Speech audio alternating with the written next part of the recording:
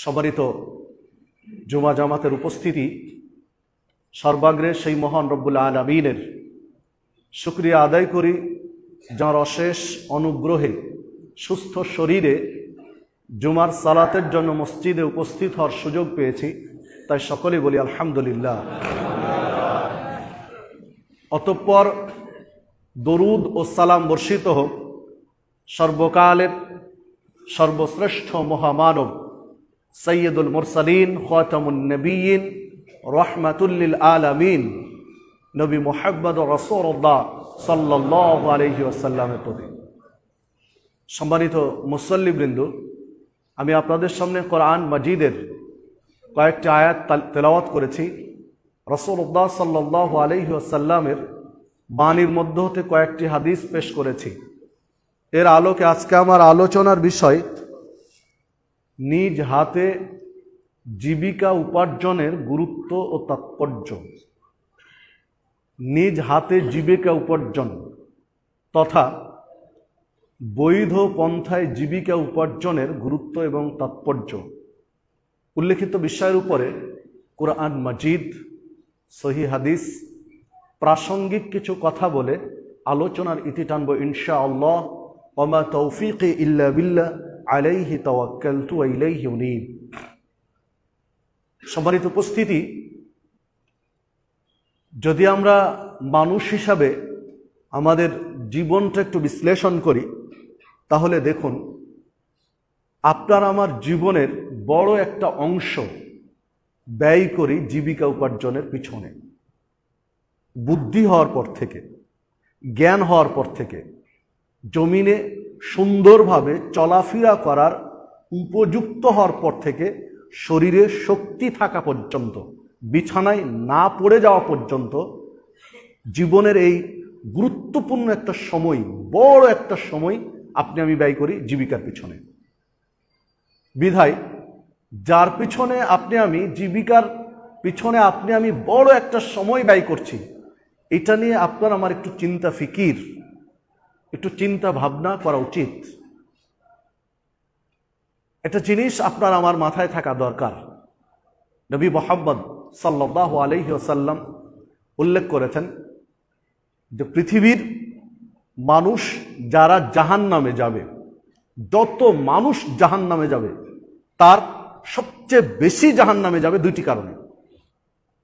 আল্লাহ রাসূল সাল্লাল্লাহু আলাইহি ওয়াসাল্লামকে জিজ্ঞাসা করা হলো, আন আকসারে মা ইউদখিলুন নাস আন-নার, অধিকাংশ জাহান্নামীদের জাহান্নামে যাওয়ার কারণ কি?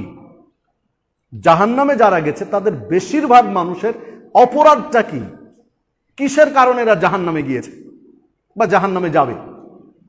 আল্লাহ রাসূল সাল্লাল্লাহু আলাইহি ওয়াসাল্লামকে সাহাবীরাই প্রশ্ন করেছেন।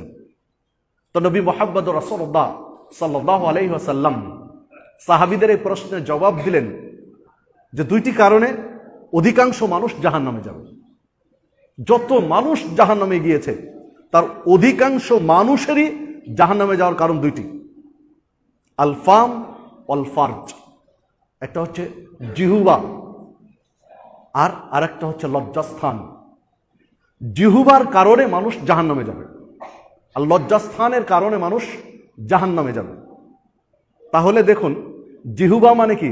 আপনার আমার খাবার স্থান, খাবার যে গ্রহণ করি তার মূল জায়গা হচ্ছে জিহুবা।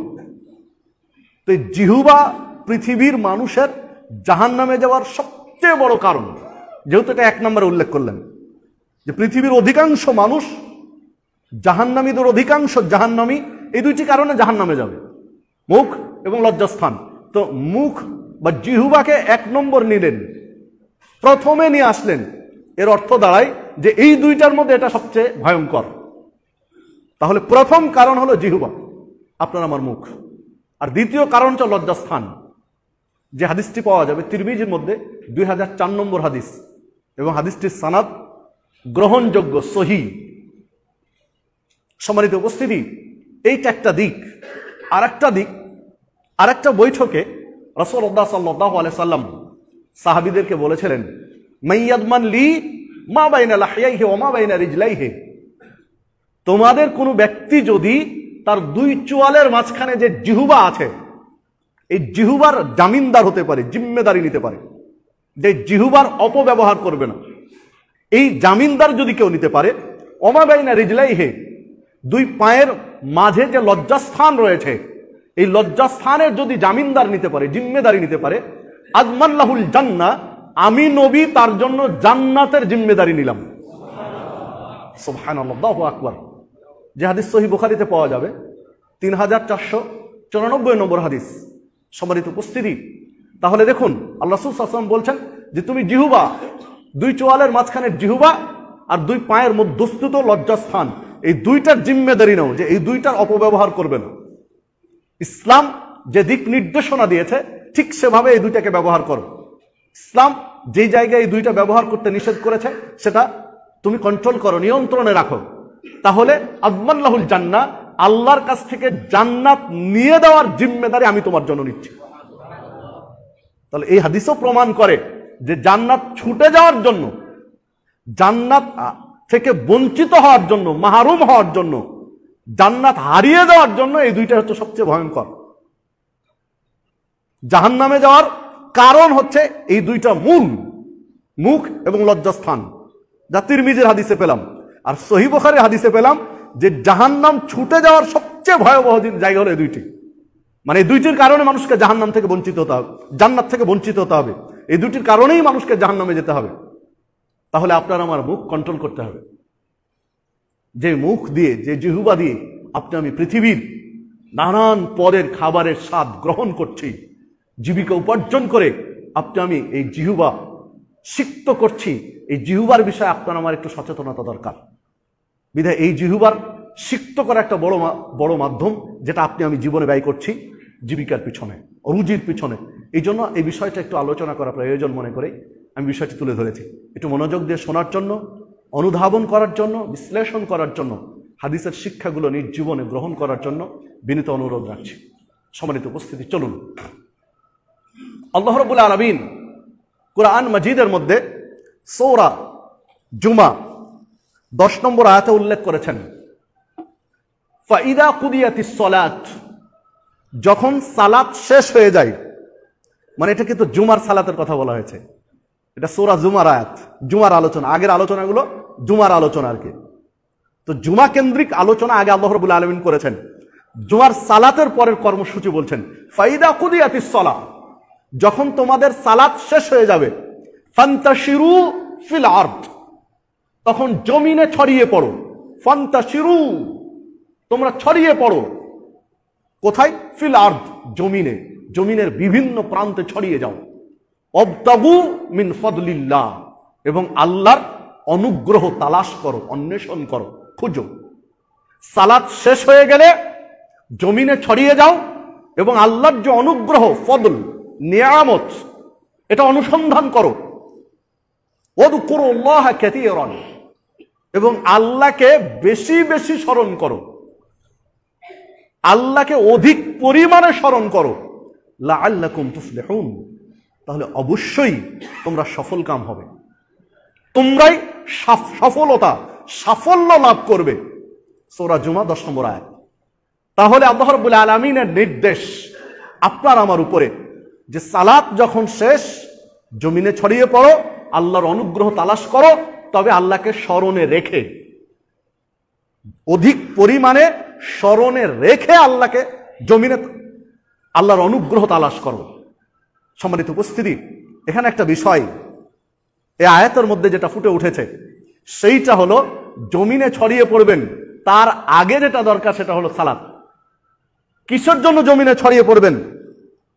এই মর্মে তাফসিরে কুরতুবির মধ্যে একটা আলোচনা নিয়ে এসেছেন তাফসিরে কুরতুবির লেখক, যে মিন ফাদলিল্লাহ, আল্লাহর অনুগ্রহ তালাশ করার জন্য ছড়িয়ে পড়ো। এর অর্থ হলো রিজিক অনুসন্ধানে ছড়িয়ে পড়ো। আল্লাহর নিয়ামত, আল্লাহর অনুগ্রহ, তো আল্লাহর অনুগ্রহ, নিয়ামত তো রিজিক, রুজি, রিজিক তো আল্লাহ সবচেয়ে বড় অনুগ্রহ, নিয়ামত। আল্লাহ রাব্বুল আলামিন যে কত সুন্দর সুন্দর ফল ফলাদি, বিভিন্ন ধরনের খাদ্য সামগ্রী আপনার আমার জন্য দিয়েছেন, এটা তো আল্লাহর নিয়ামত, অনুগ্রহ, এটা আল্লাহর দয়া, এটা আল্লাহর ফদল। এটা অনুসন্ধান করার কথাই আয়াতে ইঙ্গিত দেওয়া হয়েছে। এটা তাফসিরে কুরতুবীর মধ্যে আলোচনা নিয়ে এসেছেন 18তম খণ্ডের 108 নম্বর পৃষ্ঠায়।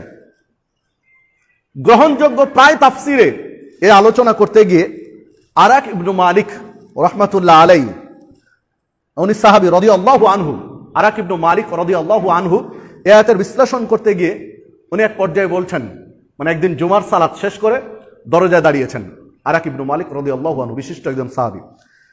উনি দরজায় দাঁড়িয়ে বলছেন যে আল্লাহ, তোমার নির্দেশ অনুযায়ী আমি সালাতে এসেছিলাম, জুমার সালাত আদায় করেছি, এখন তোমার নির্দেশ অনুযায়ী আমি জমিনে ছড়িয়ে যাচ্ছি, চলে যাচ্ছি। আল্লাহ, তোমার কাছে আমি ফরিয়াদ করছি যে আমাকে সর্বোত্তম রিজিক দান করো। আরাক ইবনে মালিক রাদিয়াল্লাহু আনহু জুমার পরে মসজিদের বারান্দায় বা দরজায় দাঁড়িয়ে কথা বলছেন। যে আলোচনা তাফসিরে ফাথুল বারির মধ্যে 5 নম্বর খণ্ডের 546, তাফসির ইবনে কাসিরের 8 নম্বর খণ্ডের 122 সহ অনেকগুলো তাফসির গ্রন্থে আলোচনাটা নিয়ে এসেছেন। তাহলে দেখুন, সাহাবীদেরও এই আয়াতের যেটা চিন্তা ভাবনার বহিঃপ্রকাশ, সেটা হলো সালাতের পরে মিন ফদলিল্লাহ অর্থ আল্লাহর রিজিক, আল্লাহর অনুগ্রহ বলতে রিজিক অনুসন্ধানের কথাই বলা হয়েছে। এই জাতীয় আরো অনেক আলোচনা বিভিন্ন তাফসির গ্রন্থে এসেছে। তো মূল আলোচনায় আমরা যাওয়ার চেষ্টা করছি একটা বিষয়ের উপরে না থেকে। তাহলে দেখুন যে জুমার সালাতের পরে রিজিক অনুসন্ধানের জন্য জমিনে ছড়িয়ে পড়তে বললেন। তাহলে সালাত আগে, রিজিক পরে, উপার্জন পরে, সালাত আগে। আয়াতের যেটা বিশ্লেষণ, ফাইদা কুদিয়াতিস সালাহ ফান্তাশিরু ফিল আরজ, মানে আগে সালাত তারপরে রিজিকের চেষ্টা সাধনা। মানে রিজিকের চেষ্টা করতে গিয়ে আমার সালাত ছুটে যাবে, তাহলে আমি কোরআন মাজিদের এই আয়াতের বিরুদ্ধে অবস্থান করছি। রিজিক খুঁজতে গিয়ে, রিজিক অনুসন্ধান করতে গিয়ে, আল্লাহর নিয়ামত অনুগ্রহ তালাশ করতে গিয়ে যদি সালাত ব্যাহত হয়, সালাতে ত্রুটি চলে আসে, সালাতে সময় দিতে না পারি, তাহলে আমি ব্যর্থ হচ্ছি আল্লাহর নির্দেশ মানতে। আরেকটু পিছনে যদি চলে আসি, তাহলে জুমার দিনে সালাতের সাথে সম্পৃক্ত জুমার খুতবা, সালাতের একটা পাঠ জুমার খুতবা, যার গুরুত্ব দেওয়া হয়েছে হাদিসে বিভিন্ন ভাবে, যে জুমার খুতবা একজন মুসাল্লি কখন আসবেন। হাদিসে যেই ইঙ্গিতগুলো দেওয়া হয়েছে, ফজিলতগুলো বলা হয়েছে, জুমার ফজিলত যেটা আলোচনা করা হয়েছে হাদিসে, প্রায় হাদিসের মাফহুম বা বুঝ যে জুমার এই ফজিলতগুলো পেতে হলে জুমার খুতবা শুরুর আগে মুসল্লিকে আসতে হবে।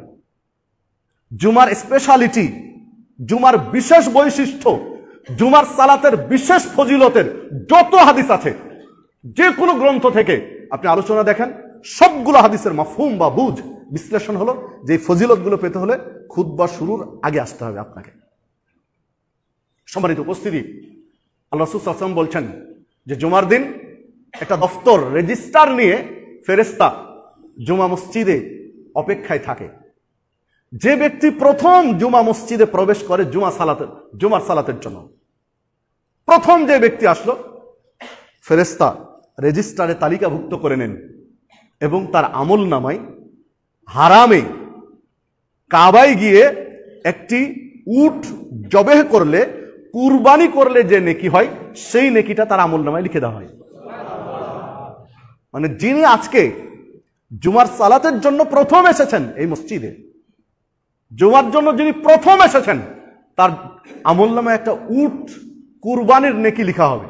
তবে এই উট এই সাভার নামা বাজারে জবাইয়ের নেকি নয়, বাংলাদেশে জবাই করলে যে নেকি হবে এইটা নয়, এইটা হারামে গিয়ে, কাবার চত্বরে গিয়ে, প্রান্তে হারামের এরিয়াতে গিয়ে জবাই করলে যে নেকি হয়, সেই পরিমাণ নেকি ওই ব্যক্তিকে দেওয়া হবে যিনি প্রথম আসলেন। সে অনুযায়ী যিনি দ্বিতীয় আসলেন, তিনি একটা গরু কুরবানির নেকি হারামে গিয়ে, হারামের এরিয়াতে গিয়ে। যিনি তৃতীয় আসলেন, উনি একটা ছাগল। এইভাবে পর্যায়ক্রমে স্তর নামতে থাকবে। আল্লাহ রাসূল সাল্লাল্লাহু আলাইহি ওয়াসাল্লাম বলছেন, যখন খতিব মেম্বারে দাঁড়িয়ে গেলেন, বসে গেলেন, আর মুয়াজ্জিন আজান শুরু করলেন, তখন ফেরেশতা দফতরটা, রেজিস্টারটা বন্ধ করে দেন। ফেরেশতার রেজিস্টার বন্ধ করে উনিও সামিল হয়ে যান কাতারে, উনিও খুতবা শোনেন। তাহলে এই হাদিস স্পষ্ট প্রমাণ করে, ইঙ্গিত দেয় যে আজানের পরে যারা মসজিদে আসলাম জুমার সালাতে, তারা ফরজ আদায় করেছি, এতে কোনো সন্দেহ নেই। জুমার যে ফরজিয়াত এটা আদায় হয়েছে, যেটা আপনার আমার দায়বদ্ধতা, জুমার সালাত আদায় করব, এটা আপনার আমার দায়বদ্ধতা। আপনি আমি দায়ী পড়ে আছে এই জায়গায়, এটা আপনি আমি দায়বদ্ধ। যদি সালাত আদায় না করি তাহলে আপনাকে আমাকে বিচারের মুখোমুখি হতে হবে। তো বিচারের মুখোমুখি থেকে আপনি আমি বেঁচে গেলাম। যারা আজানের পরে আসলাম, বিচারের মুখোমুখি হওয়া থেকে বেঁচে গেলাম, গুনাহ থেকে আপনি আমি বেঁচে গেলাম, জবাবদিহিতা থেকে আপনি আমি বেঁচে গেলাম। কিন্তু জুমার যে স্পেশালিটি, জুমার যে বিশেষ গুরুত্ব, বৈশিষ্ট্য, ফজিলত, সেটা থেকে কিন্তু আপনি আমি মাহরুম হলাম, বঞ্চিত হলাম। যাদের ওজর রয়েছে, শারীরিক ওজর রয়েছে, শারীরিক কারণ রয়েছে উপস্থিত হতে, তাদের বিষয়টা ভিন্ন, তাদের বিষয়টা আলাদা। কিন্তু যাদের যৌক্তিক কোনো শারীরিক ওজর নেই, তাদের বিষয়টা বিবেচনার বিষয়, ভাবার বিষয়। যে আল্লাহ রাব্বুল আলামিন বলেন, ফাইদা কুদিয়াতিস সালাহ ফান্তাশিরু ফিল আরদ, সালাত শেষ হয়ে গেলে তোমরা জমিনে ছড়িয়ে পড়ো। মানে আগে সালাত, তারপরে জীবিকা, আগে সালাত তারপরে উপার্জন। তো আপনি উপার্জন করতে গিয়ে, উপার্জনে ব্যস্ত থাকতে গিয়ে আপনার আমার জুমার সালাতের গুরুত্বপূর্ণ একটা পাক খুতবা ছেড়ে দিলাম, তাহলে লাভবান কি হলাম? 7 দিন 1 সপ্তাহ আপনার আমার প্ল্যান থাকা দরকার। এটাকে তো হাদিসে বলা হয়েছে সাপ্তাহিক ঈদ। জুমার দিনকে স্পষ্ট বলা হয়েছে সাপ্তাহিক ঈদ মুসলিমদের জন্য। ঈদের দিনের জন্য যেমন আপনার আমার একটা প্ল্যান থাকে, বছরে 2টা ঈদ, ঈদ উল ফিতর, ঈদ উল আযহা। যদিও দুর্ভাগ্যবশত আমাদের দেশে তৃতীয় আরেকটা ঈদের আবির্ভাব ঘটে গেছে, মুসলিমরাই ঘটিয়েছে। তাও আবার তার নাম সকল ঈদের সেরা ঈদ, ঈদে মিলাদুন নবী। আস্তাগফিরুল্লাহ আল্লাযী লা ইলাহা ইল্লা হুয়াল হাইয়ুল কাইয়্যুম ওয়া আতুবু ইলাইহি। মানে ঈদে মিলাদুন নবী, ঈদ উল আযহা, ঈদ উল ফিতরের চেয়েও গুরুত্বপূর্ণ। আস্তাগফিরুল্লাহ। মানুষ চিন্তা চেতনা করে, সে বিষয়ে পরে হিসাব। তো সাপ্তাহিক ঈদ বলা হয়েছে জুমার দিনকে। তো ঈদের দিনের জন্য আপনার আমার যে বড় একটা যেমন প্রস্তুতি থাকে, জুমার জন্য সংক্ষিপ্ত হলে একটা প্রস্তুতি আপনার আমার রাখা উচিত। সপ্তাহব্যাপী একটা প্রস্তুতি রাখা উচিত। সপ্তাহে 6 দিন 10 মিনিট করে কাজ বেশি করেন, যে যে সেক্টরে আছেন। সপ্তাহে 10 মিনিট করে কাজ আপনি বেশি করেন অন্য দিনের চেয়ে, তাহলে 6 দিনে 1 ঘন্টা হয়। 1 ঘন্টা সময় ব্যয় করেন, বের করে নেন যে জুমার দিনে এই 1 ঘন্টা আমার কোনো কাজ থাকবে না, এই 1 ঘন্টা আমি খুতবায় ব্যয় করব। এটা স্রেফ পরিকল্পনা নিন, এটা স্রেফ মন মানসিকতার ব্যাপার, এটা স্রেফ আপনার আমার চিন্তা চেতনার ব্যাপার। এটা কোনো ব্যাপারই নয়। যারা আসতে পারেন না খুতবার আগে, একটু চিন্তা করলে আসা সম্ভব। এটা জটিল কিছু নয়, এটা দৃঢ় মনোবল নিয়ে আগালে সম্ভব। যেহেতু এটা আল্লাহর নির্দেশ যে আপনাকে আমাকে জুমার গুরুত্ব দিতে হবে, প্রাধান্য দিতে হবে, বিধায় আপনি আমি এত ব্যস্ত হবো কেন ব্যবসা বাণিজ্যে? জুমার দিনে একটু কম করেন, 6 দিন 10 মিনিট 10 মিনিট করে বেশি করেন, 1 ঘন্টা সময় ব্যয় করেন, ওই 1 ঘন্টা সময় বের করেন, এটা ব্যয় করেন জুমার দিনে। আল্লাহ রাব্বুল আলামিন আমাদের সঠিক বুঝদান করুন। তো সম্মানিত উপস্থিতি, যে কথা বলছিলাম যে আল্লাহ রাব্বুল আলামিন আপনাকে আমাকে সালাত শেষ করে জমিনে ছড়িয়ে পড়তে বললেন। মানে আগে সালাত, এরপরে কাজ। আগে কাজ, তারপরে সালাত নয়। সালাত পড়ে কাজে মনোযোগী হব, কাজ করে সালাত পড়বো, এইটা নয়। সম্মানিত উপস্থিতি, তো দেখুন, তাহলে জীবিকার উপার্জনের জন্য আপনাকে আমাকে জমিনে ছড়িয়ে পড়তে হবে, এটা আল্লাহ রাব্বুল আলামিন নির্দেশ দিয়েছেন। আপনার আমার জীবিকা প্রয়োজন, আপনার আমার সংসার রয়েছে, তাদের খরচ, তাদের ব্যয়ভার আপনাকে আমাকে বহন করতে হবে। এটা আপনার আমার জিম্মেদারি অভিভাবক হিসাবে, পরিবারের অভিভাবক হিসাবে এটা আপনার আমার জিম্মেদারি। পরিবারের উপার্জনক্ষম সদস্য হিসাবে এটা আপনার আমার জিম্মেদারি, যেটা ইসলাম আপনাকে আমাকে দিয়েছে, যে আপনাকে আমাকে উপার্জন করে পরিবারের খরচ বহন করতে হবে, সংসারের ব্যয় নির্বাহ করতে হবে। দেখুন, এই ব্যয় নির্বাহের ক্ষেত্রে সর্বোত্তম কোনটি, এই মর্মে আল্লাহ রাসূল সাল্লাল্লাহু আলাইহি ওয়াসাল্লাম বিভিন্নভাবে ইঙ্গিত দিয়েছেন। আন আবি হুরায়রা রাদিয়াল্লাহু আনহু আনিন নবী সাল্লাল্লাহু আলাইহি ওয়াসাল্লাম قال আবু হুরায়রা রাদিয়াল্লাহু আনহু বলেন যে নবী করিম সাল্লাল্লাহু আলাইহি সাল্লাম বলেছেন, খয়রুল কাসাবে কাসাবু ইয়াদিল আমিলে ইযা নাসাহা, সর্বোত্তম জীবিকা হলো, সর্বোত্তম উপার্জন হলো কাসবু ইয়াদিল আমিল, কোন শ্রমজীবী, কোন কর্মচারী, কোন ব্যক্তি তার নিজ হাতে যে উপার্জনটা করবে, ইযা নাসাহা, যখন সে তার কাজে আন্তরিক, আন্তরিকতার সাথে মনোযোগী হয়ে নিজ হাতে যে উপার্জন করবে, এইটা হলো সর্বোত্তম উপার্জন। যত কিছু উপার্জন করবে একজন ব্যক্তি, যা কিছু একজন ব্যক্তি ইনকাম করবে, তার মধ্যে সর্বোত্তম ইনকাম হলো আন্তরিকতার সাথে যেটা নিজ হাতে উপার্জন করেছে। যে হাদিসটি পাওয়া যাবে মুসনাদে আহমাদের মধ্যে ৮৩৯৩ নম্বর হাদিস, এছাড়াও অনেক গ্রন্থে হাদিসটি রয়েছে। শেখ আলবানী সহিহ তারগিব ও তারহিবের মধ্যে নিয়ে এসেছেন ৭৭৬ নম্বর হাদিস এবং গ্রহণীয় সানাদে, হাসান সানাদে। এখানে দুইটা দিক হাদিসের শব্দে। একটা দিক হলো কাসবু ইয়াদিল আমিল, যে একজন শ্রমজীবী মানুষ, কর্মচারী মানুষ বা একজন ব্যক্তি নিজ হাতে উপার্জন করবে, এ একটা পাঠ। হাদিসের আর একটা পাঠ হলো ইদা নাসহা, যখন কাজে আন্তরিক। দুইটা দিক, তখন এটা হলো সর্বোত্তম আমল। ইসলাম কতটা সামঞ্জস্যপূর্ণ জীবন ব্যবস্থা।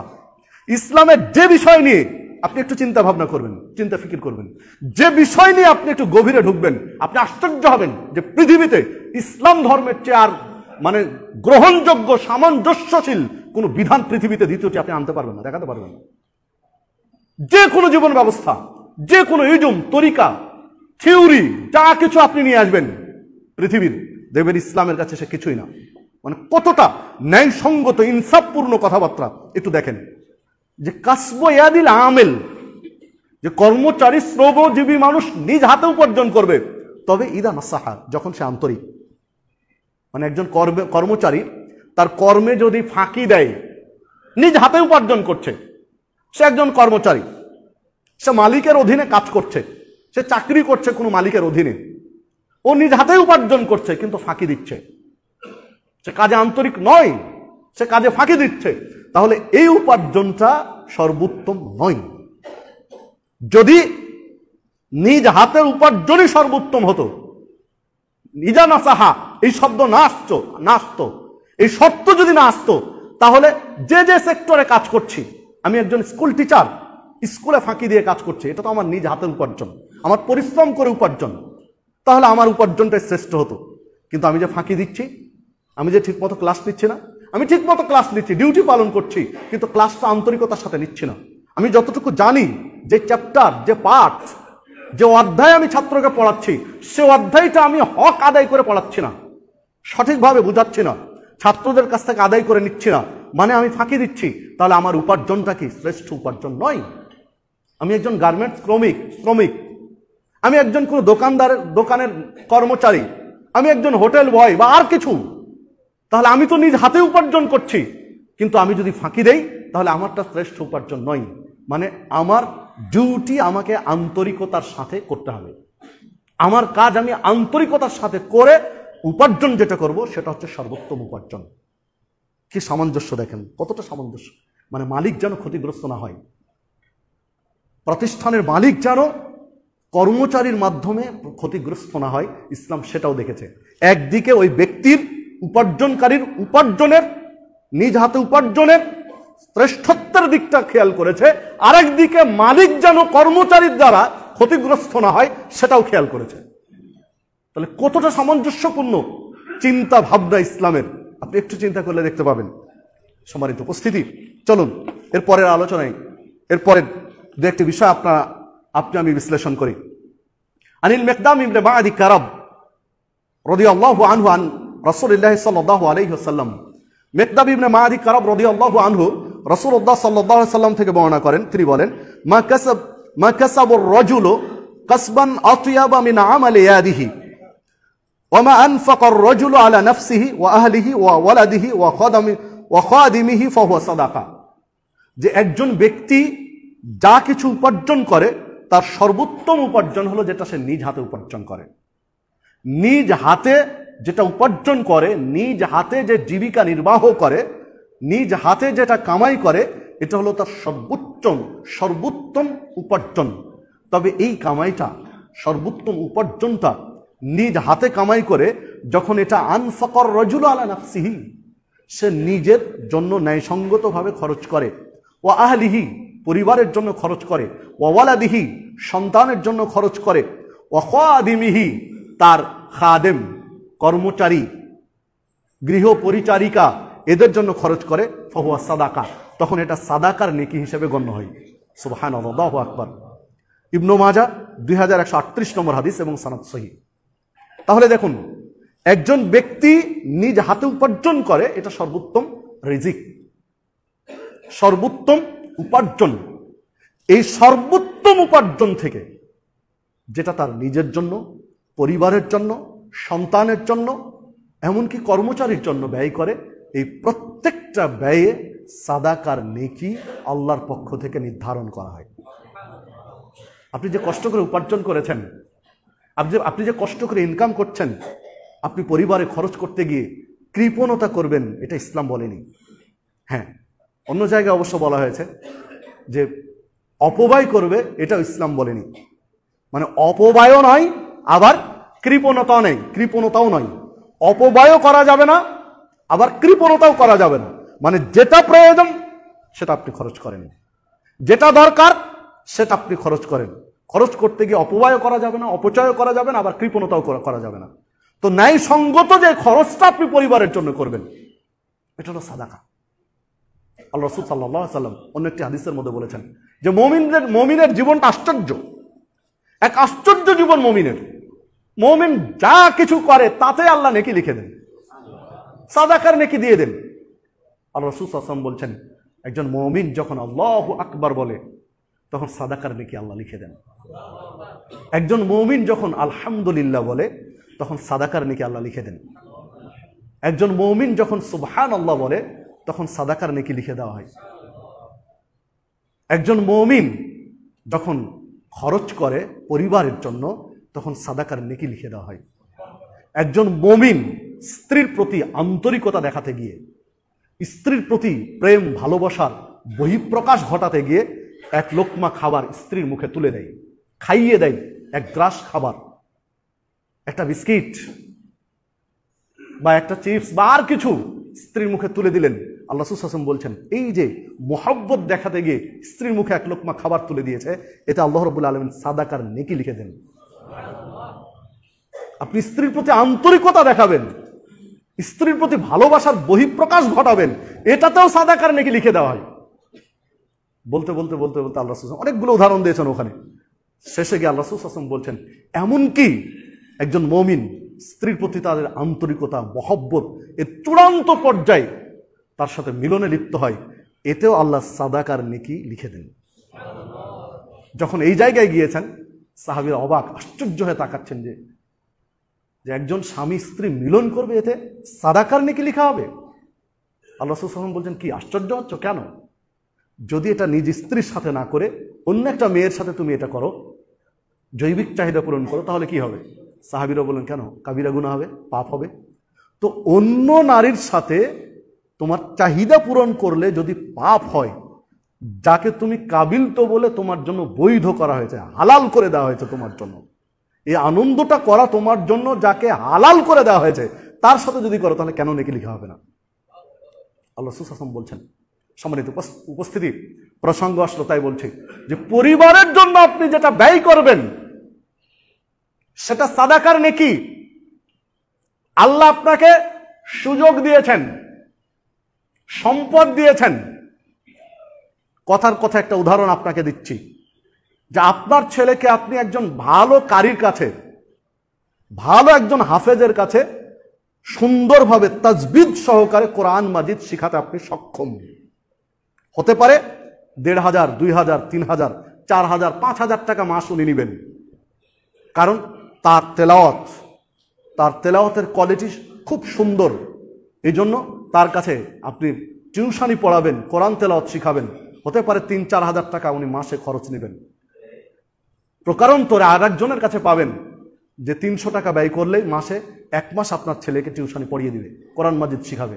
আপনার সামর্থ্য আছে, তারপরেও আপনি 300 টাকায় ভুলভাল শুদ্ধ তেলাওয়াত নয়, তাজবিদ ঠিক নেই, তার কাছে পড়াচ্ছেন, তাহলে এটা আপনি কি করছেন? কৃপণতা করছেন। আল্লাহ যে আপনার উপরে অনুগ্রহ করেছেন, আল্লাহ আপনাকে সম্পদ দিয়েছেন, এটা আল্লাহর অনুগ্রহ, এটা আল্লাহর দয়া আপনার উপরে। আল্লাহর দয়া আপনার উপরে যে আল্লাহ আপনাকে সম্পদশালী করেছেন। অন্য হাদিসে এসেছে যে আল্লাহ যার প্রতি দয়া করেছেন, অনুগ্রহ করেছেন, সম্পদ দিয়েছেন, আল্লাহ এই সম্পদের ব্যবহার কি করে বান্দা এটা দেখতে চান। এটা আর এক অন্য হাদিসে রয়েছে যে সম্পদের ব্যবহার কোন পথে করছে এটা আল্লাহ দেখতে চান। যে আমি যে ওকে সম্পদ দিলাম, সম্পদটা কিভাবে ব্যয় করছে। দান সাদাকার গুরুত্বগুলো এখানে বোঝা যায় যে আল্লাহ আপনাকে সম্পদশালী করেছেন মানে কি আপনাকে দান সাদাকা করতে হবে। অন্য হাদিসে এসেছে, হাদিসে কুদসি, আল্লাহ রাসূল সাল্লাল্লাহু আলাইহি ওয়াসাল্লাম বলছেন যে আল্লাহ রাব্বুল আলামিন বলেছেন, হে ইবনে আদম, হে আদমের সন্তান, আনফিক উনফিক আলাইক, তুমি আমার জন্য ব্যয় করো, আমি তোমার জন্য ব্যয় করব। আল্লাহ বলছেন হাদিসে কুদসি বান্দাকে যে হে আদমের সন্তান, তুমি আমার জন্য খরচ করো, আমার পথে খরচ করো, আমার রাস্তায় ব্যয় করো, আমি আল্লাহ তোমার জন্য ব্যয় করব, তোমার জন্য খরচ করব। মানে আল্লাহ আপনাকে সম্পদ দিয়েছেন, আপনার সম্পদ আল্লাহর পথে আল্লাহর সন্তুষ্টির জন্য খরচ করবেন, এটা আল্লাহর নির্দেশ, এটা আদেশ করেছেন। তো আল্লাহ আপনাকে সম্পদ দিয়েছেন, আপনি পড়াতে সক্ষম, আপনার ছেলেকে ভালো করে দিন শিখাতে আপনি সক্ষম, সুন্দরভাবে দিন শিখাতে সক্ষম, কিন্তু আপনি কেন ব্যবস্থা নিচ্ছেন না? কেন আপনি দায় সারা একটা ব্যবস্থা করে পার করে দিলেন? তাহলে আপনি যে আল্লাহর অনুগ্রহ, এই অনুগ্রহের কৃতজ্ঞতা আপনি স্বীকার করেননি। অনুগ্রহের জন্য যে আপনার কৃতজ্ঞতা, শুকরিয়া আদায় করা দরকার, সেখান থেকে বঞ্চিত হয়েছেন। তো যাকে যে কথা বলছিলাম, আল্লাহ রাব্বুল আলামিন আপনাকে যে সামর্থ্য দিয়েছেন, ওই সামর্থ্য অনুযায়ী আল্লাহর পথে আপনাকে আমাকে ব্যয় করতে হবে। আল্লাহর পথে আপনাকে আমাকে আল্লাহর দেওয়া সামর্থ্য অনুযায়ী ব্যয় করতে হবে, এটা আল্লাহর নির্দেশ। দুই হাতে মানুষ যে কামাই করে, ইনকাম করে, এটা সর্বোত্তম উপার্জন। আর রাফি ইবনে খাদিজ রাদিয়াল্লাহু আনহু قال, রাফি ইবনে খাদিজ রাদিয়াল্লাহু আনহু থেকে বর্ণিত, তিনি বলেন, কিলা ইয়া রাসূলুল্লাহ, সাহাবীরা জিজ্ঞাসা করলেন যে হে আল্লাহর রাসূল সাল্লাল্লাহু আলাইহি ওয়াসাল্লাম, আইয়ুল কাসবে আতিয়াবু আলা আমালুর রাজুল, একজন মানুষ যা কিছু উপার্জন করে, একজন মানুষ যত কিছু ইনকাম করে, তার উপার্জনে, ইনকামে সর্বোত্তম উপার্জন কোনটা? একজন মানুষ বহু টাকা পয়সা ইনকাম করেছে, তার সর্বোত্তম সবচেয়ে ভালো ইনকাম, সবচেয়ে ভালো উপার্জন কতটুকু, কোনটুকু? তো আল্লাহ রাসূল সাল্লাল্লাহু আলাইহি ওয়াসাল্লাম বললেন, আমালুর রাজুলি বিয়াদিহি, আল্লাহর কাছে সর্বোত্তম উপার্জন হচ্ছে নিজ হাতের উপার্জন। নিজ হাতে যে উপার্জনটুকু করেছে, এটা সবচেয়ে ভালো উপার্জন। ওয়াকুল্লু বাইইন মাবরুরিন, দ্বিতীয় সর্বোত্তম উপার্জন হলো প্রত্যেক হালাল ব্যবসা। এটা সাভার নামাবাজার জামে মসজিদ, আপনাদের ব্যবসা স্পটের, ব্যবসা কেন্দ্রের মাঝখানে মসজিদ। তাহলে এখানে আমরা এতক্ষণ যে দুই তিনটা হাদিস পেলাম, এগুলোতে একটা সাইডেই ছিল শুধু নিজ হাতের উপার্জন। আর এই হাদিসে আরেকটা নতুন জিনিস পেলাম যে কুল্লু বাইইন মাবরুরিন, প্রত্যেক হালাল ব্যবসা। তাহলে দুইটি জিনিস আমরা এই হাদিসের মধ্যে পেলাম, যে নিজ হাতের উপার্জন এবং হালাল ব্যবসার মাধ্যমে উপার্জন। এই দুইটি হলো সর্বোত্তম উপার্জন নবী মুহাম্মদ সাল্লাল্লাহু আলাইহি ওয়াসাল্লামের ভাষ্য অনুযায়ী। যে হাদিসটি পাওয়া যাবে মুসনাদ আহমদের মধ্যে 17304 নম্বর হাদিস। এছাড়াও বহু গ্রন্থে রয়েছে, শেখ আলবানী সিলসিলা সহিহের মধ্যে নিয়ে এসেছেন 607 নম্বর হাদিস, মেশকাতে 2783 নম্বর হাদিস, হাসান সনদে, মানে গ্রহণীয় সনদে। আর অনেকগুলো গ্রন্থে রয়েছে। তাহলে হালাল ব্যবসা আর নিজ হাতের উপার্জন, এই দুইটা হলো সর্বোত্তম উপার্জন। আহাল্লাল্লাহুল বাইয়া ওয়া হাররামার রিবা, আল্লাহ ব্যবসা হালাল করেছেন আর সুদ হারাম করেছেন। সুদ হারাম, ব্যবসা হালাল। তো হালাল ব্যবসার মাধ্যমে যে উপার্জনটা হবে, এটা সর্বোত্তম উপার্জন, এটা সর্বোৎকৃষ্ট আপনার আয়, ইনকাম। তবে শর্ত হলো ব্যবসাটা হালাল হতে হবে, ব্যবসা যেন হারাম না হয়, হালাল হতে হবে। এই হালালের উপরে টিকে থাকা ব্যবসায়ী প্রতিষ্ঠান, এটা এখন বড় চ্যালেঞ্জ বর্তমান দেশে। বর্তমান দেশে হালাল ব্যবসা করা, বৈধ ব্যবসার উপরে টিকে থাকা, অটল থাকা, এটা বড় চ্যালেঞ্জ। যারা ব্যবসা করেন তারা বিষয়টা ভালো বুঝেন যে কতটা চ্যালেঞ্জ, কতটা কঠিন। কারণ ব্যবসায়ী প্রতিষ্ঠানগুলো, ব্যবসায়ী সিন্ডিকেটগুলো যে স্রোত চলছে, এটা অবৈধ সিন্ডিকেট স্রোতের এই স্রোতের গতিতে আপনাকে উল্টো চলতে হবে। স্রোত চলছে উল্টো, স্রোত চলছে একদিকে, আপনাকে উল্টো চলতে হবে, আপনাকে হালাল উপরে থাকতে হবে, তাহলে আপনার উপার্জনটা সর্বোত্তম, সর্বোৎকৃষ্ট। দেখুন, ব্যবসা হালাল হারামের কিছু সূত্র আল্লাহ রাসূল সাল্লাল্লাহু আলাইহি ওয়াসাল্লাম দিয়েছেন, যেগুলো আজকে আলোচনা করার সুযোগ হবে না। এই বইটার মধ্যে আলোচনাগুলো আমি সম্ভবপর নিয়ে এসেছি। তো আল্লাহ রাসূল সাল্লাল্লাহু আলাইহি ওয়াসাল্লাম একদিন বাজারের ভিতর দিয়ে যাচ্ছেন। আল্লাহ রাসূল সাল্লাল্লাহু আলাইহি ওয়াসাল্লাম রাস্তা দিয়ে যাচ্ছেন, মাঝখানে বাজার পড়েছে, তো বাজারের ভিতর দিয়ে যাচ্ছেন।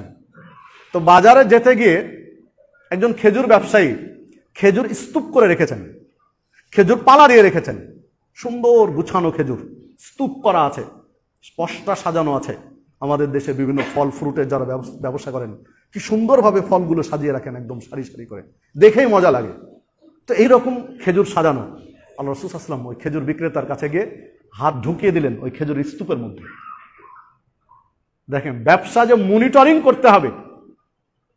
দেশের সর্বোচ্চ ব্যক্তি নবী মুহাম্মদ সাল্লাল্লাহু আলাইহি ওয়াসাল্লাম তখন মদিনার প্রেসিডেন্ট, মুসলিম বিশ্বের রাষ্ট্রনায়ক, রাস্তা দিয়ে চলতে গিয়ে নিজে খেজুরের হাতের স্তূপের মধ্যে হাত ঢুকিয়ে দিলেন। হাত ঢুকিয়ে ভিতর থেকে খেজুর এক মুঠ বের করলেন, টেনে বের করলেন ভিতরের খেজুর স্তূপ থেকে। দিয়ে বলছেন, কি ব্যাপার, তোমার ভিতরের খেজুর ভিজা কেন? ভিতরের খেজুরগুলো কেন ভিজা আর সাইজ কেন ছোট? উপরের খেজুরগুলো কি সুন্দর শুকনা এবং সুন্দর বড় বড় সাইজ, ভিতরগুলো ছোট এবং ভেজা কেন?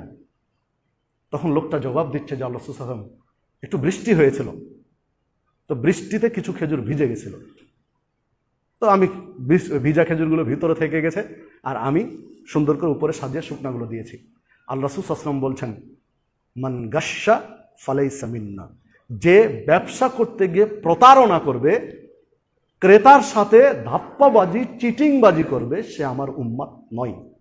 সহিহ বুখারীর হাদিস, কেতাবুল বুয়ু, যে কোনো হাদিস গ্রন্থের পড়েন আপনি এই হাদিস ওখানে পাবেন, প্রায় গ্রন্থেই পাবেন কেতাবুল বুয়ুতে, ব্যবসা বাণিজ্যের আলোচনায়। যে ব্যবসা করতে গিয়ে ক্রেতার সাথে প্রতারণা করবে, ওই ব্যক্তি আমার উম্মত নয়। তুমি ভিজা খেজুর ভিতরে দিয়ে বড় বড় শুকনা খেজুর কেন উপরে দিয়েছো? সব একসাথে মিক্স থাকবে, ছোট বড় মিক্সচার হয়ে থাকবে, ছোট ভিতরে রাখবে আর বড়গুলো উপরে রাখবে, একদম দর্শনীয়, ক্রেতা আকৃষ্ট করার জন্য রাখবে। এইটা আমার ব্যবসায়ী মানহাজ নয়, আমার উম্মতের জন্য এটা ব্যবসায়ী পদ্ধতি নয়। যদি এই পদ্ধতি দিয়ে আগাতে চাও তাহলে তুমি আমার উম্মতের মধ্যে নয়। ব্যবসায়িক উসুল, নীতিমালা দেখেন। তাহলে ব্যবসা করতে গিয়ে ক্রেতা বিক্রেতার সাথে এ ধরনের কোনো ধরনের ঠকবাজি করতে পারবে না, খোলামেলা থাকবে। হ্যাঁ, তার উসুল কি হবে, নীতিমালা কি হবে? ভিজা খেজুর আপনি প্রয়োজন আলাদা রাখেন, ভিজা এবং শুকনা আপনার পণ্য দুই রকম হওয়ার কারণে দাম একটু কম হবে, হোক, আর নাহলে ভিজাগুলো আলাদা করে দেন, শুকনা বড়গুলো আলাদা করে দেন। বড়গুলোর একটা রেট নির্ধারণ করেন 200 টাকা কেজি, কথার কথা, ভিজাগুলো 150 টাকা কেজি, রেট আলাদা করে দেন। দেখে শুনে, মানুষ চোখে দেখে, যার কম দামে অপেক্ষাকৃত কমটা দরকার সে কমটা নিবে, কম টাকা দিয়ে কমটা কিনবে, কমাটা নিবে, বেশি টাকা দিয়ে ভালোটা নিবে। এভারেজে আপনি সমান টাকাই পাবেন। সম্মানিত উপস্থিতি, তো যে কথা বলছিলাম যে এই কুল্লু বাইইন মাবরুর মানে প্রত্যেক হালাল ব্যবসা, মানে যখন এই রকম ক্রেতাকে ঠগাবেন ব্যবসা করতে গিয়ে, তখন ব্যবসা আর হালাল থাকে না। তখন ব্যবসায়ী পদ্ধতিতে যে আপনি উপার্জন করেছেন এইটা তখন আর হালাল থাকে না, মানে ক্রেতাকে ঠগিয়ে ব্যবসা করতে হবে, ইসলাম বলেনি। সম্মানিত উপস্থিতি, চলুন আল্লাহ রাসূল সাল্লাল্লাহু আলাইহি ওয়াসাল্লাম আন আয়েশা রাদিয়াল্লাহু আনহা قالت কানা আসহাবু রাসূলিল্লাহি সাল্লাল্লাহু আলাইহি ওয়াসাল্লাম। আয়েশা রাদিয়াল্লাহু আনহা বলেন যে রাসূলুল্লাহ সাল্লাল্লাহু আলাইহি ওয়াসাল্লামের সাহাবীরা উম্মা আলা আনফুসিহিম ওয়া কানা ইয়াকুনু লাহুম আরওয়াহুন ফাকিলা লাহুম লাউ ইগতাসালতুম। আল্লাহ রাসূল সাল্লাল্লাহু আলাইহি ওয়াসাল্লামের সাহাবীরা, অধিকাংশ সাহাবীরাই ছিলেন শ্রমজীবী, কর্মজীবী মানুষ। আয়েশা রাদিয়াল্লাহু আনহা বলছেন যে নবী মুহাম্মদ সাল্লাল্লাহু আলাইহি ওয়াসাল্লামের সাহাবীরা অধিকাংশরাই ছিলেন শ্রমজীবী মানুষ, কর্মজীবী মানুষ। তারা কর্ম করতেন, শ্রম ব্যয় করতেন, ফলে তাদের শরীরে ঘাম হতো, শরীর ঘর্মাক্ত হতো, ঘেমে যেত। এই জন্য আল্লাহ রাসূল সাল্লাল্লাহু আলাইহি ওয়াসাল্লাম একদিন জুমার দিন বললেন যে তোমরা প্রত্যেকেই জুমার দিন গোসল করে আসবে।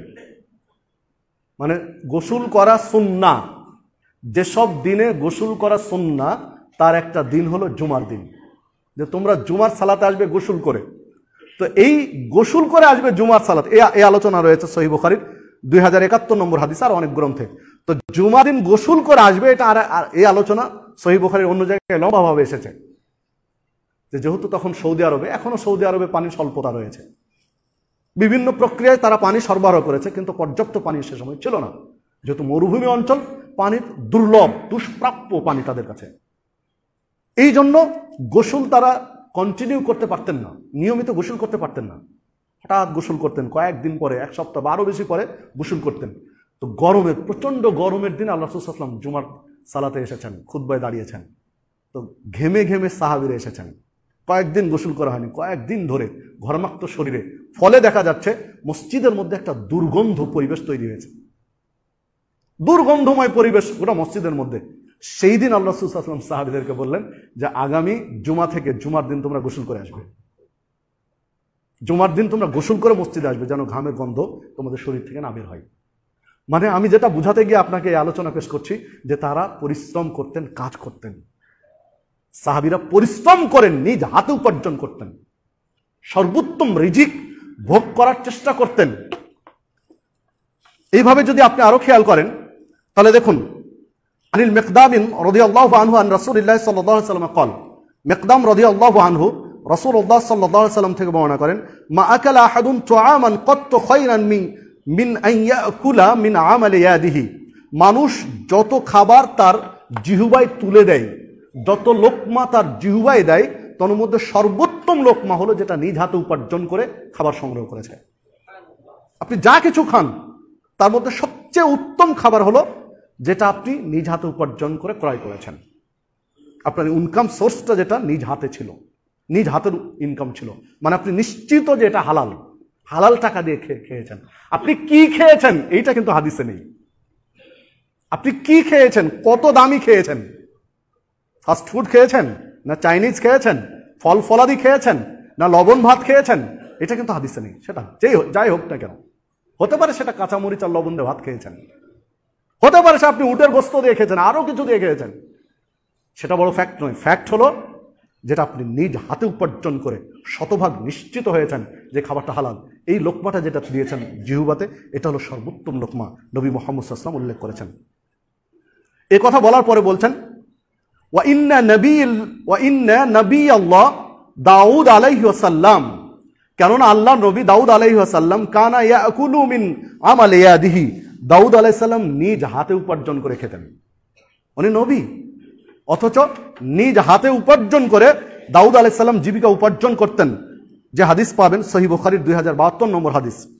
রাসূলুল্লাহ সাল্লাল্লাহু আলাইহি ওয়াসাল্লাম বলছেন, কানা জাকারিয়া ও নাজ্জারান, জাকারিয়া আলাইহিস সালাম ছিলেন কাঠ মিস্ত্রি, সুতার। উনি একজন নবী, কিন্তু তার জীবিকা উপার্জনের পথ ছিল কাঠমিস্ত্রি। কাঠমিস্ত্রির কাজ করে তিনি নিজের জীবিকা উপার্জন করতেন নবী হওয়ার পরে। যে আলোচনা পাবেন সহিহ মুসলিমের মধ্যে 2379 নম্বর হাদিস।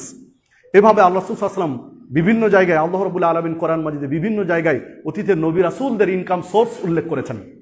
নবী রাসূলদের ইনকাম সোর্স কেন উল্লেখ করেছেন, তাদের ইনকামের পথ কেন উল্লেখ করেছেন? মানে এখান থেকে আপনাকে আমাকে শিক্ষা নিতে বলেছেন, শিখার জন্য আপনাকে আমাকে এই ইতিহাসগুলো তুলে ধরেছেন।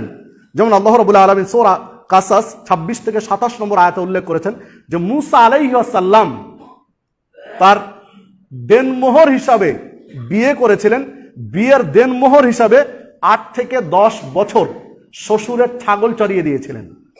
এটা কোরআন মাজিদের আলোচনা। সূরা কাসাসের 26 এবং 27 নম্বর আয়াত পড়েন, এর তাফসীর দেখেন যে তার দেনমোহর ছিল ছাগল চড়িয়ে দিবে। এক জায়গায় আছে 8 বছর, আরেক জায়গায় রয়েছে 10 বছর। তাহলে 8 থেকে 10 বছর ছাগল চড়িয়ে দিবে শ্বশুরের, ফ্রি, বিনা পয়সায়। এটা হলো দেনমোহর, এবং সেটা উনি পরিশোধ করেছিলেন। ঠিক অন্য আরেকটা আলোচনায় রয়েছে যে ইয়াকুব আলাইহিস সালাম 7 বছর মেষ চড়িয়ে দেনমোহর পরিশোধ করেছিলেন। ইয়াকুব আলাইহিস সালাম। দাউদ আলাইহিস সালাম একজন কর্মকার ছিলেন, যেটা আগের আলোচনায় ফুটে উঠেছে। যে আলোচনা সূরা আম্বিয়ার 80 নম্বর আয়াতের আলোচনায় পাওয়া যাবে, যে দাউদ আলাইহিস সালাম মানে কিভাবে কাজ করতেন।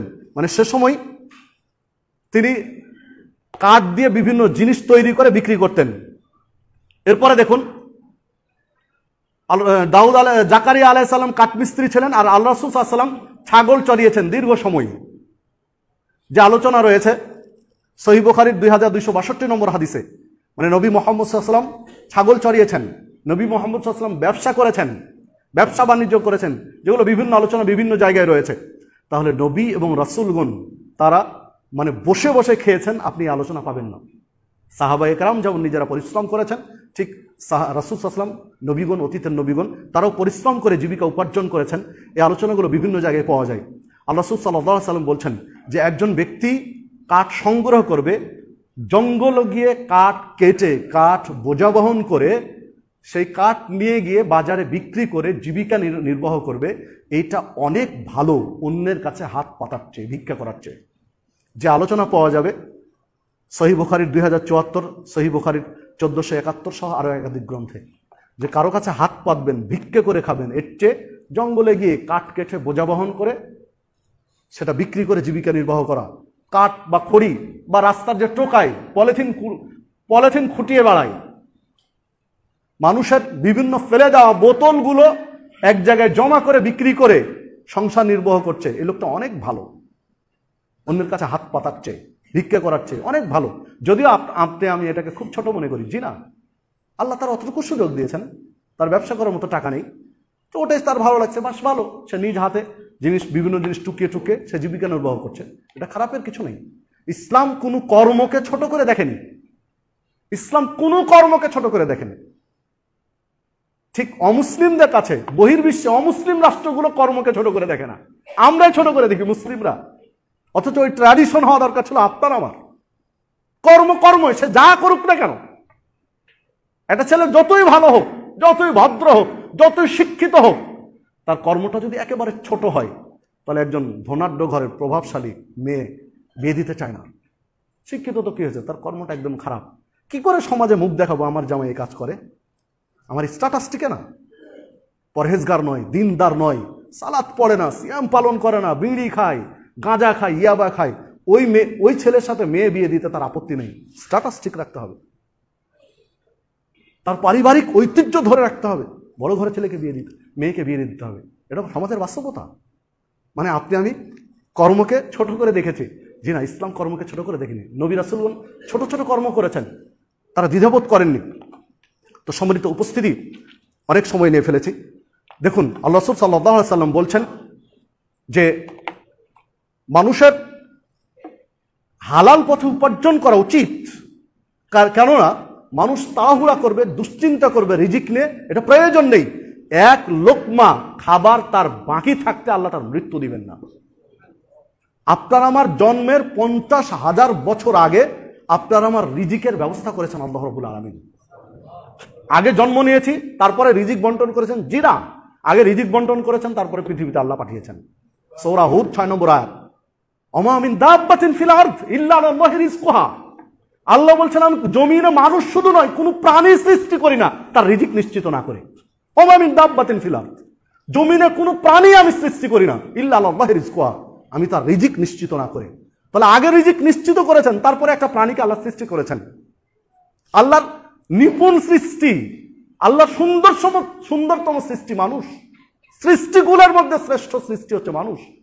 আর এই মানুষের জন্য আল্লাহ রিজিক নিশ্চিত না করে, এমনি একটা প্রাণী যদি সৃষ্টি করেন রিজিক নিশ্চিত করে, আর আপনাকে আমাকে সৃষ্টি করবেন রিজিক নিশ্চিত না করে, এই চিন্তা করছেন? তিনি গোটা পৃথিবী পরিচালনা করেন, পৃথিবীর কোন একটা প্রাণী না খেয়ে মরে যাবে, তার রিজিক নেই, এই ব্যবস্থা করেননি তিনি, আগে রিজিক নিশ্চিত করেছেন। তাহলে রিজিক নিয়ে আপনার আমার টেনশনের কারণ নেই। আল্লাহ রাসূল সাল্লাল্লাহু আলাইহি ওয়াসাল্লাম বলছেন রিজিক নিয়ে তোমাদের কোনো দুশ্চিন্তার কারণ নেই। এক রিজিক, এক গ্রাস, এক লোকমা রিজিক তোমার বাকি থাকতে তোমার মৃত্যু হবে না। হ্যাঁ, রিজিকটা পেতে একদিন আগে না হলে পিছিয়ে পরে হতে পারে, হ্যাঁ আজ পাবে না আগামীকাল পাবে, রিজিক পেতে একটু দেরি হয়। একজন মানুষ ক্ষুধার্ত আছে, চেষ্টা করছে, তারপরও পরিবার ক্ষুধার্ত, এর অর্থ হলো তার রিজিকটা পেতে একটু দেরি হচ্ছে, হতে পারে তার জন্য এটা পরীক্ষা। তার রিজিকটা পেতে আল্লাহ রাসূল বলছেন হ্যাঁ রিজিকটা পেতে একটু দেরি হতে পারে, তবে এক লোকমা খাবার বাকি থাকতে তোমার মৃত্যু হবে না। মানে উনি চেষ্টা করার পরও পরিবারের রিজিক ব্যবস্থা করতে পারেনি, মানে একটু দেরি হচ্ছে, কিন্তু সে পাবেই, মৃত্যু হবে না। যা আলোচনা পাবেন ইবনু মাজার মধ্যে 2144 নম্বর হাদিস। আল্লাহ রাসূল সাল্লাল্লাহু আলাইহি ওয়াসাল্লাম সাহাবীদেরকে রাস্তা দিয়ে হেঁটে যাচ্ছেন, সাহাবীরা সাথে রয়েছে। হঠাৎ জঙ্গলের ভিতর থেকে একজন যুবক, তাগড়া যুবক, জোয়ান মানুষ, জঙ্গলের ভিতর থেকে একদম ঘেমে ঘরমাক্ত শরীরে বেরিয়ে আসছে। মানে ভিতরে কোনো কাজ করছিল, সে হয় কাঠ কাটছিল, না হলে কোনো পরিশ্রম করছিল, কাজ করছিল, মানে পুরো শরীর ঘেমে চুয়ে যাচ্ছে, ও জঙ্গলের ভিতর থেকে বেরিয়ে আসছে। তো সাহাবীরা ওই লোকটাকে দেখে বলছেন, যুবককে দেখে বলছেন, আহারে যুবক, তুমি তোমার শরীরের প্রত্যেক ফোঁটা ঘাম পরিশ্রম করে চুয়ে চুয়ে ফেলে দিচ্ছ শরীর থেকে। এই ঘামটা যদি ফি সাবিলিল্লাহ, আল্লাহর রাস্তায় যুদ্ধের মাঠে বহন করতে, তাহলে এক একটা ঘামের বিন্দু তোমার জন্য জান্নাতের ওসিলা হয়ে দাঁড়াতো। সাহাবীরা বলছেন যে তুমি যদি এটা আল্লাহর পথে ব্যয় করতে, তাহলে এটা তোমার জন্য নাজাতের ওসিলা হতো। এই ঘাম তুমি এই জঙ্গলের ভিতর ব্যয় করে দিচ্ছ। তখন আল্লাহ রাসূল সাল্লাল্লাহু আলাইহি ওয়াসাল্লাম কি বললে? সাহাবীদেরকে বলছেন যে কি বললো ওকে? তোমরা কি মনে করো যে যুদ্ধের মাঠে যুদ্ধ করাই সির্ফ ফি সাবিলিল্লাহ, আল্লাহর রাস্তা? যুদ্ধের মাঠে তরবারি নিয়ে জিহাদ করাই শুধু ফি সাবিলিল্লাহ, এটাই তুমি মনে করো? তোমরা মনে করো? ওই যুবককে তোমরা নিরুৎসাহিত করছো। মনে রাখিও, কোনো ব্যক্তি তার নিজে, তার পরিবার, তার বাবা মা হালালের উপরে রাখার জন্য, নিজেকে, পরিবারকে, বাবা মাকে হালাল খাবার খাওয়ানোর জন্য যে পরিশ্রমটুকু করবে, যেই রক্তের ফোঁটা বা ঘামের ফোঁটা ঝরাবে, এইটা ফি সাবিলিল্লাহ, এটাও জেহাদের মতো নাকি। যুদ্ধ করে জেহাদ করে একজন ব্যক্তি যে নেকি পাচ্ছে, যেই ব্যক্তি হালাল পথে পরিবার পরিচালনা করার জন্য পরিশ্রম করে ঘামের বিন্দু ঝরাচ্ছে, সে ওই নেকিটা এখানেও পাবে। যে আলোচনা আপনি পাবেন বাইহাকি সোয়াবুল ঈমানের মধ্যে ৯৮৯২ নম্বর হাদিস, অনেক গ্রন্থ রয়েছে। শেখ আলবানী সিলসিলা সহিহের মধ্যে ২২৩২ নম্বর হাদিস আলোচনা করছেন এবং সানাদ সহিহ। সম্মানিত উপস্থিতি, আলোচনা শেষ পর্যায়ে এসে উদাত্ত আহ্বান জানাই যে আসুন, আপনি আমি কোটি কোটি টাকার মালিক হওয়ার স্বপ্ন দেখি, কিন্তু সেটা বৈধ পন্থায়, হালাল পন্থায় চেষ্টা করি। ইয়াতি আলান নাসি জামানুন লা ইউবালিল মারউ মা খাদা মিনহু মিনাল হালাল আম মিনাল হারাম। এমন একটা সময় আসবে, মানুষ পরোয়া করবে না যে হালাল পথে উপার্জন করছি না হারাম পথে উপার্জন করছি, তোয়াক্কা করবে না, ভাববে না, চাই টাকা আর টাকা, অথচ হালাল হারাম খেয়াল করবে না। বৈধ পন্থায় উপার্জন করেন, নিজে, পরিবার, বাবা মাকে হালাল খাবার খাওয়ানোর জন্য। এই উপার্জনটাও বা উপার্জনের সময় ব্যয়টাও হবে আপনার ফি সাবিলিল্লাহ, আল্লাহর রাস্তায় জিহাদের মতো নাকি। তাহলে আপনি আমি জীবনের বড় একটা অংশ জীবিকা নির্বাহের জন্য যে ব্যয় করেছি, এই জীবিকা নির্বাহটা জিহাদের নেকির শামিল হয়ে যাবে। আর কি চান? শুধু দৃষ্টিভঙ্গিটা চেঞ্জ করেন, মানসিকতাটা চেঞ্জ করেন, সেভাবে কাজ করেন। ইন্নাল্লাহা তাইয়্যিব লা ইয়াকবালু ইল্লা তাইয়্যিব। আল্লাহ পবিত্র, পবিত্র ছাড়া অপবিত্র জিনিস কবুল করেন না। এই হাদিস সহিহ মুসলিম, আগেটা সহিহ বুখারীর। লা ইয়াদখুলুল জান্নাহ জাসাদুন গুদিয়া বিল হারাম। ওই দেহ জান্নাতে যাবে না যে দেহ হারাম খাদ্য তৈরি হয়েছে। মুসনাদ আবি বকর ৫১ নম্বর হাদিস এবং হাদিস সহিহ। আল্লাহ রাসূল সাল্লাল্লাহু আলাইহি ওয়াসাল্লাম বলছেন, লা ইয়াদখুলুল জান্নাহ কুল্লু লাহমিন নাবাতা মিনাস সুহুব ওয়া কুল্লু লাহমিন নাবাতা মিনাস সুহুতে কানাতিন নার আউলা বিহি। আল্লাহ রাসূল সাল্লাল্লাহু আলাইহি ওয়াসাল্লাম বলছেন, জান্নাতে প্রবেশ করবে না যে হারাম খাদ্য দিয়ে গঠিত হয়েছে। যেই দেহ হারাম খাদ্য দিয়ে গঠিত হওয়া দেহ জান্নাতের জন্য উপযোগী নয়, বরং জাহান্নামের জন্যই উপযুক্ত। এটাই তিরমিজির ৬১৪ নম্বর হাদিস। তাই আসুন আমরা উপার্জন করি বৈধ পন্থায়, নিজ হাতে উপার্জন করি, যে যে সেক্টরে আছি বৈধ পন্থায় হালালভাবে উপার্জন করি, তাহলে নেকি পাবো সাদাকার। প্রত্যেকটা ব্যয় হবে সাদাকার নেকি। আর আমার উপার্জনটা, এই ব্যয় করার সময়টা হবে ফি সাবিলিল্লাহ, আল্লাহর রাস্তায় সময় ব্যয় করার সমতুল্য। আসুন আমরা বৈধ পন্থায় উপার্জন করার চেষ্টা করি। আল্লাহ রাব্বুল আলামিন আমাদের সকলকে সেই তৌফিক দান করুন।